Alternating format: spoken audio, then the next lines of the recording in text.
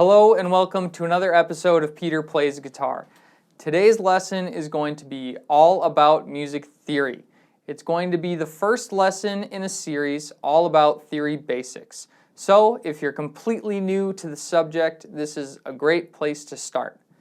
Today we are going to talk about the musical alphabet and where it lies on your guitar. Now the first thing you might be asking yourself is, why do I even care about music theory? Let's get into it. One of the best things about music theory is it makes it so that you can communicate with other musicians. Not only just other guitar players, but people who play all sorts of different instruments. For instance, if I said, we are playing in the key of C, if everyone else in the group knows music theory, we're suddenly all on the same page. If I were to just tell a piano player or a harmonica player, I'm just playing on the 5th fret of the 5th string, that's probably not going to mean much of anything to them. But if you say, I'm playing the note D, that is something that they can work with. Another thing that you can do with music theory is transpose music. Some people have high voices, some people have low voices. It's pretty handy to be able to take a song and move everything lower in pitch or higher in pitch to better match the singer. Now in my own experience, it really makes learning covers of songs a lot easier. I can usually take a glance at the chords of a song, generally know what key it's in, and then I can kind of play with chords and scales and give my own spin on it. While it is fun to learn songs exactly as they are written, it is pretty freeing to just be able to take the rough idea of a song and create a cover almost on the spot. Also, if you've ever heard those ripping guitar solos, whether it be from a classical musician or a rock guitarist, chances are if they're improvising, they know some amount of music theory. There's no one forcing you to learn music theory. You don't have to learn it.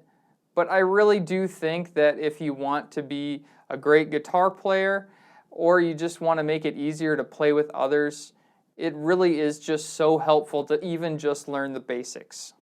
Alright, so the first thing that we need to talk about is the musical alphabet. And luckily for you and me, it's pretty easy to memorize. A, B, C, D, E, F, G. Now, one thing you might ask yourself is, well, okay, that's great, but what comes after G? We just start again at A. A, B, C, D, E, F, G, A, B, C, D, E, F, G, over and over. Let me show you what that sounds like.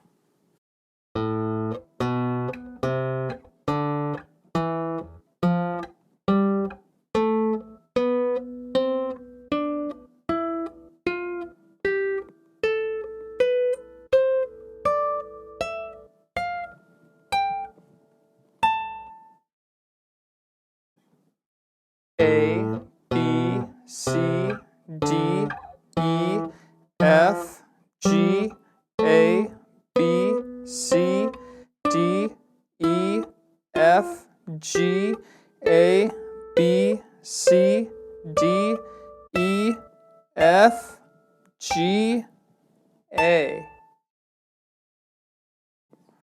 Now, one thing you may have noticed from that demonstration is that sometimes I skipped over a fret while other times I didn't.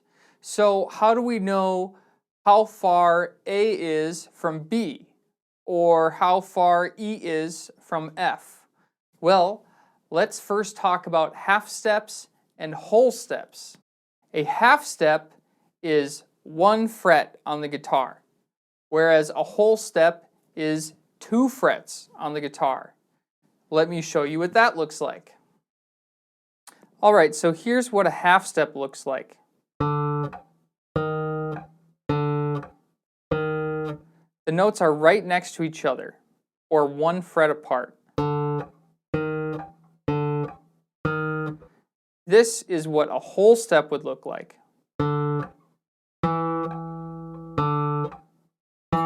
We actually skipped over 1 fret.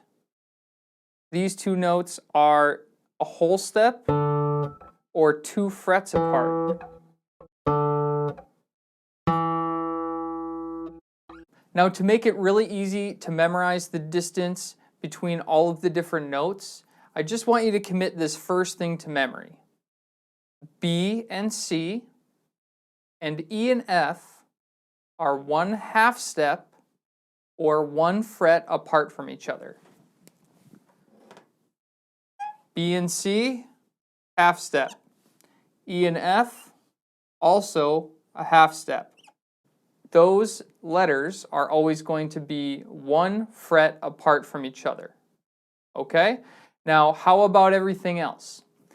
Everything else is going to be a whole step or 2 frets away from each other.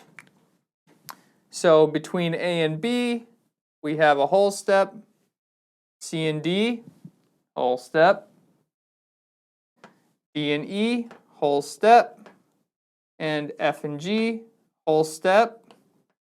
And then when we go from G back to A, again, another whole step. Let me show you what this looks like on the guitar. Let's start with our A string. Our A string is our 5th string. Okay, now what letter in the musical alphabet comes after A? B. Now how far is it from A to B? We need to go 1 whole step or 2 frets. Here's A, here's 1 fret, don't stop there, 2 frets to B. What comes after B in the musical alphabet? C. How far is it from B to C? 1 fret or a 1/2 step. So here's C. We're on the 3rd fret now. What's the next letter? We need to go from C to D. From C to D, we have a whole step or 2 frets. We're now on the 5th fret. What comes after D? E. It is a whole step from D. So we need to go 2 frets up to E. Now what comes after E? A, B, C, D, E, F. And F is only a 1/2 step away from E. So we just move 1 fret. We're now on the 8th fret. Okay, now what comes after F? We go to G, which is a whole step away or 2 frets. Okay, now what comes after G? We start over again with our musical alphabet at A. How far is it from G to A? It's a whole step or 2 frets. We are now on the 12th fret. And on your guitar, you may have 2 little dots. And the reason is because it marks the octave. We started at a low A, and we just worked our way up to a higher A. So those 2 dots just work as a little landmark on your guitar. Now my guitar doesn't have it, so sometimes it's harder to play. All right, let's do this on one more string, but this time I'm going to draw it out on the whiteboard just to give you a different way to look at it. So let's choose a string.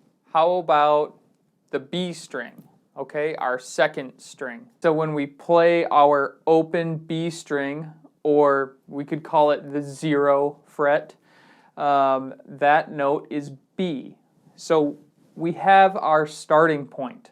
What I have drawn here is our string and all 12 frets. First thing we need to ask ourselves is, what letter of the alphabet comes after B? C. Now how far away is B from C? 1/2 step or 1 fret. So if B is our 0 fret or our open string, and we need to go 1 fret away, we're just going to move 1 fret, So C is on our first fret of the B string. So I'm going to write that here. When I place my finger on the first fret of the B string, I now have C. Let's do the next letter. What comes after C? D. And D is going to be a whole step away, or 2 frets. So we start here at the first fret, move 2 spaces. We are now at the 3rd fret, and that is D.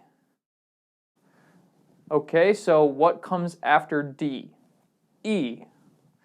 And from D to E, we have another whole step, or 2 frets. So we're here at the 3rd fret. 1, 2. Here's E. Okay. Now we're at the 5th fret. Now what comes after E? A, B, C, D, E, F. And we know that E and F are real close to each other. They're only a half step apart, so 1 fret. So from E, we move 1 fret. And here's F. All right, how about from F to G? We have a whole step, or 2 frets. So we add 2 frets, 1, 2. We are now on the 8th fret with G. Okay, now we're at G. Where do we go next? A, B, C, D, E, F, G.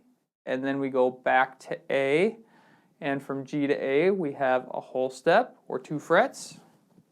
So start at G, add 2 frets, 1, 2. There's A. Wow, my marker is really struggling. From A to B, we have 1 more whole step. We are back to B. We started with our open B. We made our way all the way through the alphabet until we got back to B. And remember, that's where our 2 dot mark is on our guitar,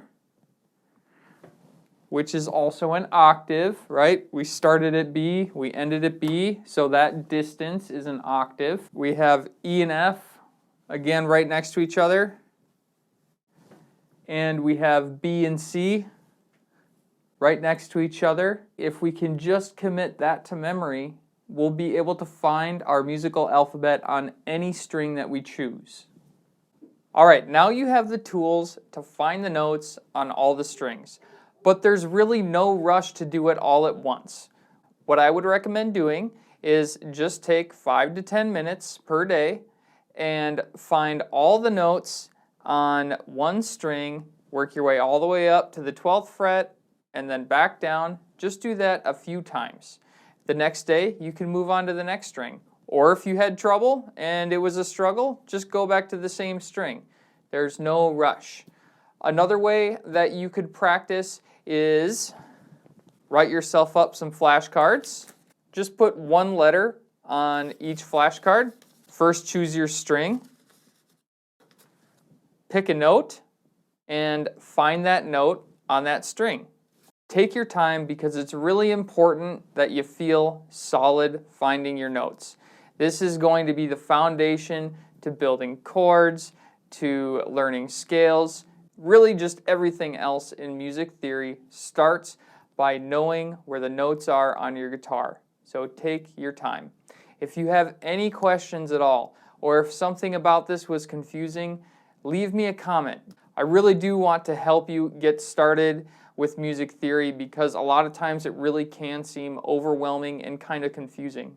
Thank you so much for watching another video, and I really hope you found some value in today's lesson. Till next time.